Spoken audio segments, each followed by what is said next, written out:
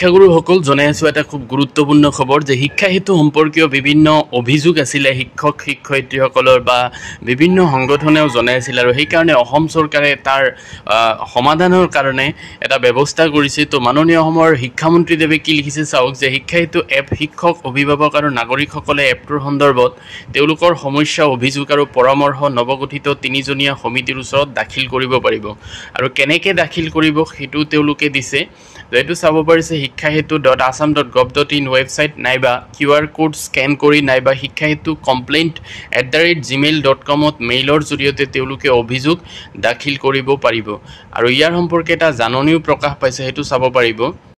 অসম চৰকাৰ প্ৰাথমিক শিক্ষা সঞ্চালকালয় অসম কাহিলীপাৰা গুৱাহাটীত তাৰিখ 20/7/2024 শিক্ষা হেতু এপ সন্দৰ্ভত বিভিন্ন পক্ষৰ পৰা লাভ কৰা অভিযোগৰ পৰিপ্ৰেক্ষিতত অসম চৰকাৰৰ বিদ্যালয় শিক্ষা বিভাগে 9 জুলাই 2024 E513781/4 নং জাননীযোগে শিক্ষা হেতু এপৰ ছফ্টৱেৰ হাৰ্ডৱেৰ আৰু ইণ্টাৰনেট সংযোগ আদি বিষয়সমূহ সন্দৰ্ভত উত্থাপিত অভিযোগ পৰামৰ্শ গ্ৰহণ কৰা সংশ্লিষ্ট পক্ষসমূহৰ শুনানি অনুষ্ঠিত কৰা এপৰ কাৰ্যক্ষমতা পৰীক্ষা কৰা তথা প্ৰয়োজন অনুসৰি এপৰ উন্নীতকৰণৰ পৰামৰ্শ দিয়াৰ বাবে এখন তিনিজনীয়া সমিতি গঠন কৰি দিছে।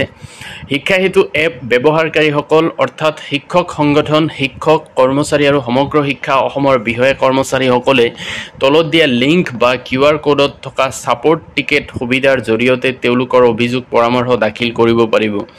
তো কেনেকৈ ছাপোৰ্ট টিকেট দাখিল কৰিব চাওক, লগ ইন কৰিব প্ৰথমতে, তাৰপিছত ক্লিক অন ছাপোৰ্ট টিকেট। আপুনি চাব ছাইডত 3টা আঁচ যে থাকে তাতে ক্লিক কৰিলে একেবাৰে তলত থাকে ছাপোৰ্ট টিকেট, তাতে ক্লিক কৰিব।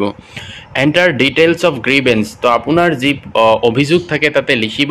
আপলোড প্ৰুফ, তো আপোনাৰ যিটো প্ৰুফ আছে এইটো স্ক্ৰীনশ্বট মাৰি থ'ব, তাতে আপলোড কৰিব।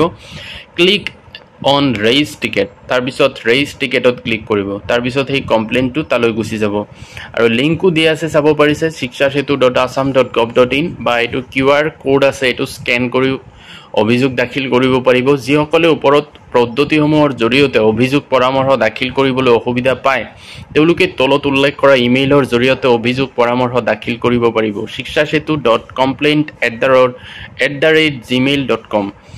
ইমেইলৰ বিষয়বস্তু তালিকাযুক্ত হোৱাৰ লগতে ব্যৱহাৰকাৰীৰ নাম আৰু ঠিকনা থাকিব লাগিব তথা 100 শব্দতকৈ অধিক হ'ব নালাগিব। তো যিজনে ইমেইল যোগে কিবা বস্তু পঠাব তেওঁলোকৰ নাম লাগিব, ঠিকনা লাগিব আৰু 100টা শব্দতকৈ বেছি যাতে নহয়। ইমেইল যোগে অভিযোগ বা পৰামৰ্শ কেৱল 7 আগষ্ট 2024 লৈকে গ্ৰহণ কৰা হ'ব। এইটো মনত ৰাখিব, যি অভিযোগ থাকে 7 আগষ্টৰ আগতে প্ৰেৰণ কৰিব লাগিব। তো এইখিনি আছিলে শিক্ষা হেতুৰ অভিযোগ সম্পৰ্কীয় এটা গুৰুত্বপূৰ্ণ জাননী যিটো আহিছে প্ৰাথমিক শিক্ষা সঞ্চালকালয়ৰ পৰা। তো ভিডিঅ'টো যদি ভাল লাগে লাইক এটা কৰি দিব আৰু মোৰ চেনেলটো ছাবস্ক্ৰাইব কৰি থ'ব এনেকুৱা ইনফৰমেশ্যনবোৰ আগতীয়াকৈ পাবলৈ। Thank U.